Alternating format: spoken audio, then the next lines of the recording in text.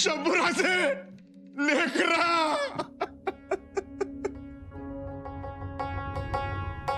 लेकरा संपलं संपलं सगळं. काका उठा.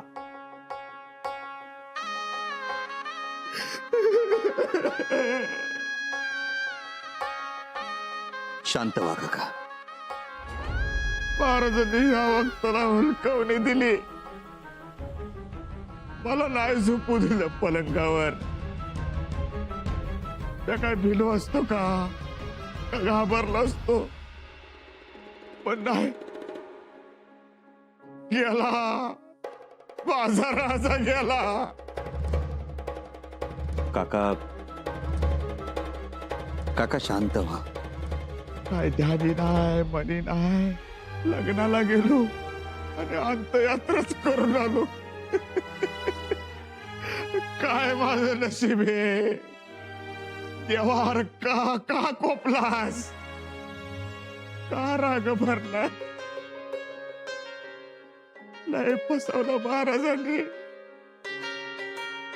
लय वाईट केलं. आमचं काय गेला माझा राजा गेला.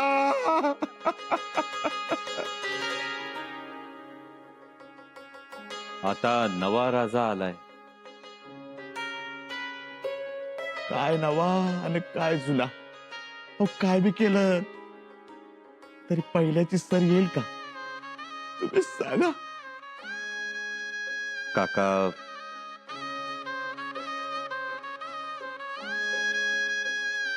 वाईट झालं.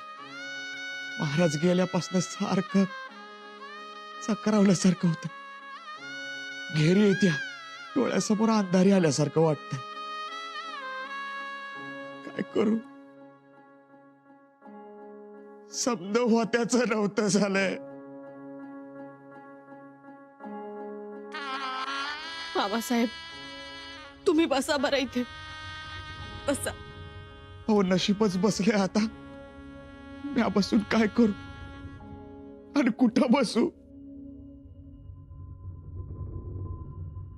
खर तर म्या कवाच येणार होतो, पण येऊ तरी कसा येऊ. धाडसच होईना. पन्हाळ्यावर येऊन कसा जाऊ शंभू लेकराच्या मोर असं वाटत होत. म्हणून गडावरच थांबलो. काय घडतंय काय होतंय काय बी सूद नव्हती मला. शंभूराजे लय वाईट झालं हो. पण तुम्ही होतातच की मंचाकारोहण सोहळ्यात. होतो पण माझं लक्ष नव्हतं. दरवाजा बंद होता. उघडायचा तर कसा उघडायचा. तर मग मंचाकारोहण करायचं ठरलं. महाराजांच्या दुःखाचं सावट होतं, पण पार पडला. पण मला त्यातलं काय बी माहित नाही. महाराजांचं दुःखच एवढं होतं मला काय बी सुचत नव्हतं.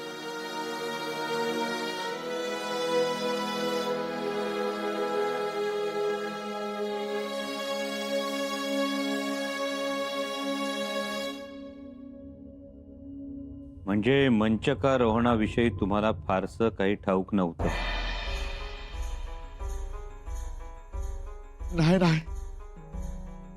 नव्या राजाला मुजरा केलात का नाही? हो मुजरा करणं तर आलंच की. मुजरा केला आणि लगोलग पन्हाळ्याची वाट धरली. दमला असाल काका एवढ्या प्रवासात. आराम करा. या येतो. कवा एकदा तू मस्ती भेटेन असं झालं होतं.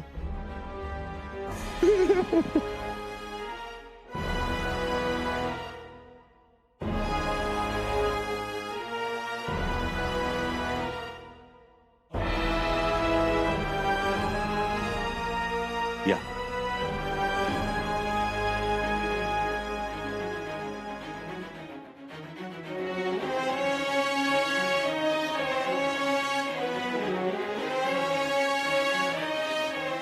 किती त्रागा करून घेतायत हिरोजी काका. हं? किती वाईट वाटतंय त्यांना. आम्हाला नाही वाटत. हिरोजी काका आपले. येसू लखलखती तलवार एकदा नाहीशी झाली की रत्नजडीत मौल्यवान म्यान सुद्धा कवडी मोलाचं ठरतं. बाबासाहेबांच्या जाण्यानं तसं झालंय आमचं. आता त्या म्यानाचा एक एक हिरा ओरबाडला जाईल, जर उसवली जाईल, म्यान विद्रूप केलं जाईल. आता आम्हाला कोणाचीच खात्री देता येत नाही. कोणाचीच. घर फिरलं की घराचे वासे सुद्धा फिरतात.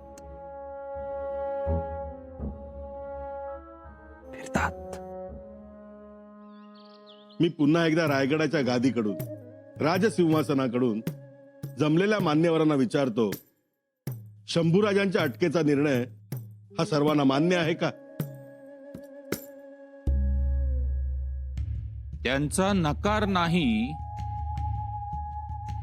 याचाच अर्थ होकार आहे असाच समजावा. मीही असंच समजलो, परंतु नंतर मी असं बोललो नाही, मी असं सांगितलं नाही, अशा भानगडी नको. कारण रयतेच्या हिताचा निर्णय घेताना सगळे बरोबर असावेत, अशी महाराजांची शिकवण होती. म्हणून हो, तेही खरंय.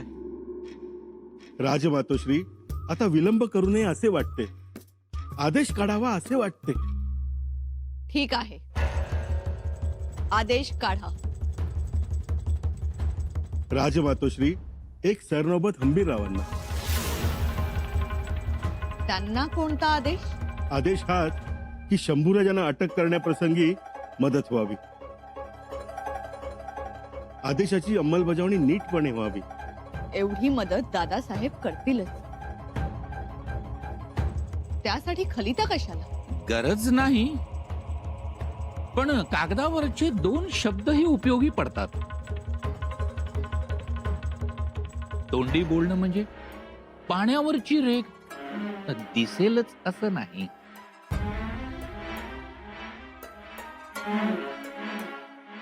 ठीक आहे. आणि दुसरा आदेश? दुसरा आदेश पन्हाळ्यावरील किल्लेदारांना. शंभूराजांना अटक करताना पूर्णपणे सहकार्य करून स्वराज्याबद्दलची निष्ठा दाखवावी.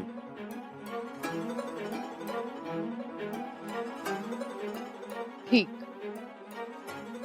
अना टाक दौत बोरू कागद इथेच तुमच्या समोरच आदेश लिहितो. तुम्ही लाख आदेश द्या, पण आदेश पाळला जाणार नाही. कारण काय? कारण आदेश जर बाळाजी चिटणसांच्या हस्ताक्षरातील नसेल तर अंमलबजावणी करणाऱ्यांना याची खात्री पटणार नाही.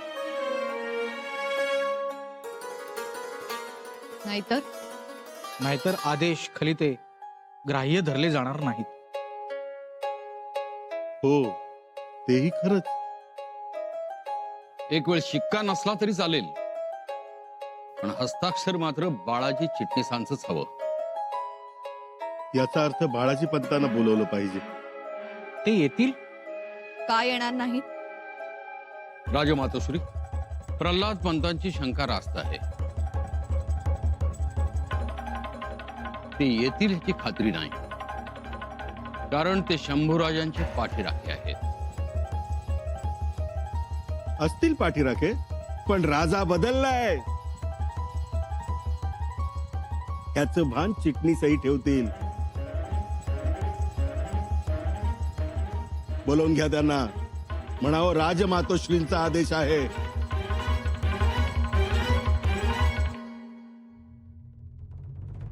आता आदेश निघतील. आता एक नाही, अनेक आदेश निघतील. मतलब युवराज, ज्यांनी मंचकारोहणाचा हट्ट करून बाळराजांना राजा बनवलं, ते सगळे बोरू बहादर आहेत. त्यामुळे आता तलवारी कमी, आदेश जादा निघतील. आता खरी घोडी कमी, कागदी घोडी जास्त नाचतील. कविराज, कारभाऱ्यांना हेच हवं होतं, ते त्यांनी केलं. एवढे दिवस ते ज्याची वाट बघत होते ते त्यांच्या मनासारखं घडलं.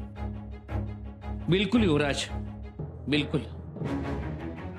मुळातच त्यांच्या पायाखालची जमीन सरकली जेव्हा आबासाहेब आम्हाला भेटायला पन्हाळगडावर आले.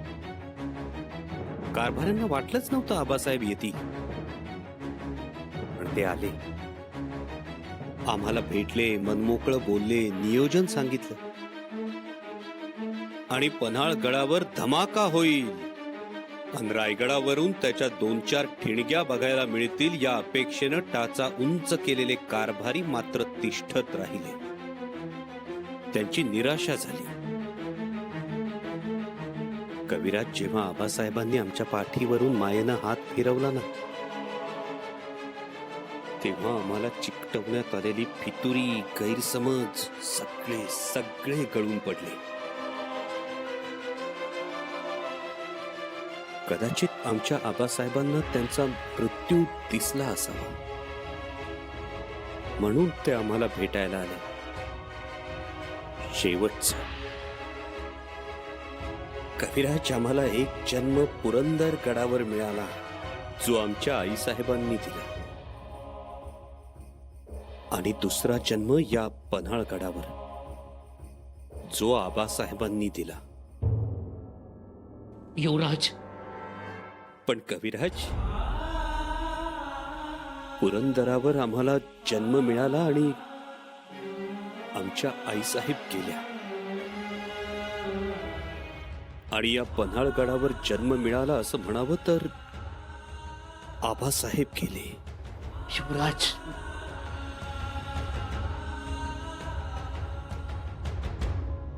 कविराज, यानं पोरकेपणा तर आलाच, पण आमचीच माणसं आमच्या खिलाफ उभी राहिली. आणि आता तुम्ही म्हणताय आदेश सुद्धा निघतील.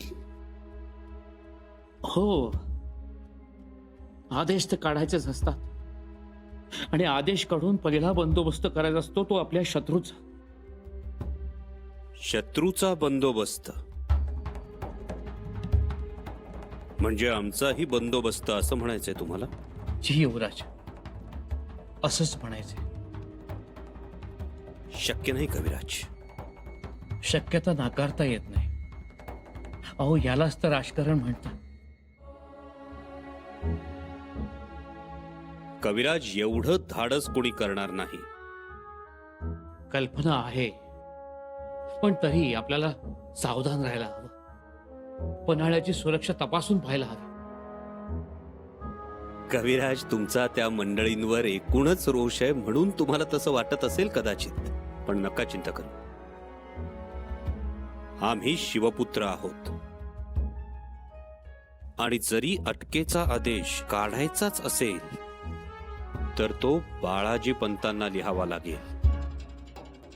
आणि बाळाजी औजी चिटणीस, आमचे बाळाजी काका तसं करणार नाहीत, कदापि नाही. कारण कलम लेखणीला ते महाराजांचा आशीर्वाद समजतात.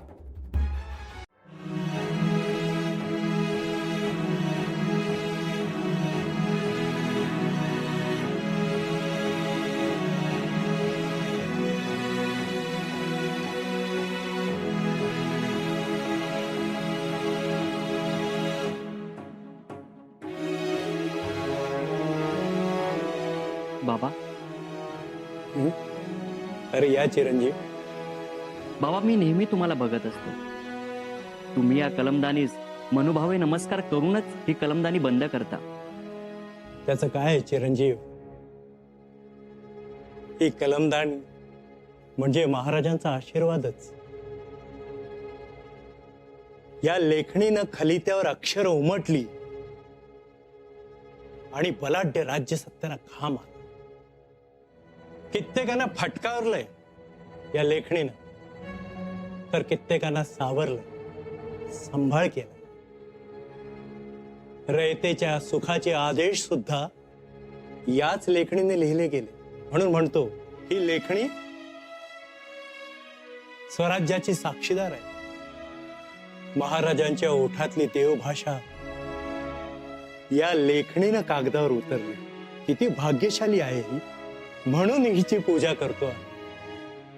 आणि तुम्ही लक्षात ठेवा, हिचा आदर करा, हिला प्राणपणानं जपा. लेखणी दौतीत बुडवण्याआधी तिला वंदन करा.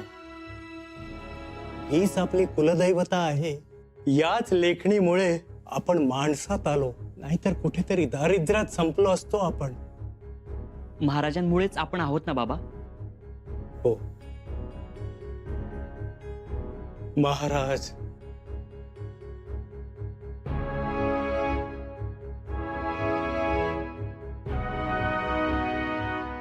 दुःखाच्या खाऱ्या समुद्रातून त्यांनी आपल्याला हा सुखाचा क्षीरसागर दाखवला. तरी आजही आपण गुलाम म्हणून दगड फोडत राहिलो असतो, किंवा अरबस्तानात वाळवंटात उंट हाकत बसलो असतो. पण महाराजांनी जवळ केलं, आयुष्याचं सोनं झालं. माझ्याही आणि तुमच्याही. आम्ही लक्षात ठेवलंय ते बाबा. एवढं विसरायचं नाही. आणि या लेखणीने हयात कधीही चुकीचा शब्द लिहू नका. ही लेखणी आपल्या मनोरंजनासाठी नसून महाराजांच्या सिंहासनाच्या सेवेसाठी आहे, एवढं लक्षात ठेवा. बाकी महाराजांचा अखंड आशीर्वाद आपल्या पाठीशी आहे. त्यांच्या नावाला जागायचं, त्यांच्या नावाला जागायचं. चिटणीस बाबा, राजमातोश्रीने आपल्याला बोलवले. यावेळी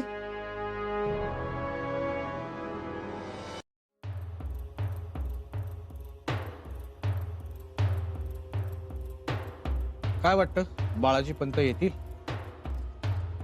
यावं लागेल. येतील म्हणजे यावं लागेल.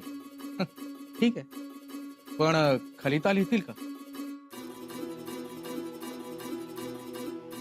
लिहितील?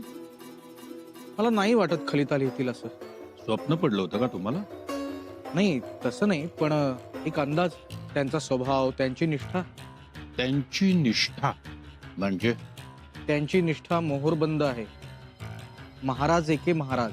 त्यांची निष्ठा मोहरबंद आणि आमची निष्ठा काय कोकर उडी घेत पळत सुटली आहे का? प्रल्हाद पंत काय बोलताय? काय चाललंय? नाही म्हणजे तसं नाही. मग कसं रे? सोमाजी पंत एकेरीवर येऊ नका.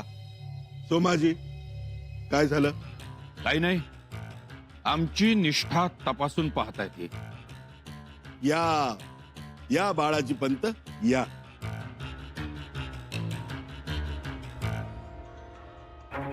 या बाळाजी पंत. मुद्रा राजमातोश्री. आम्ही आपल्यासाठीच थांबलो होतो. बसा.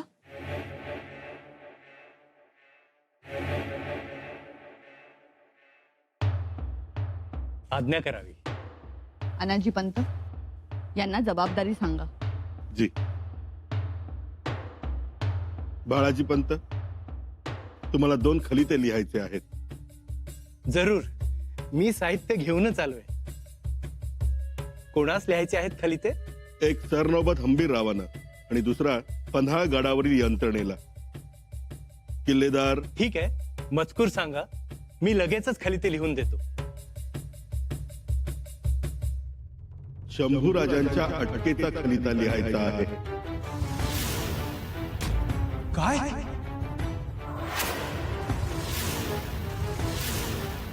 शंभूराजांच्या अटकेचा खलिता?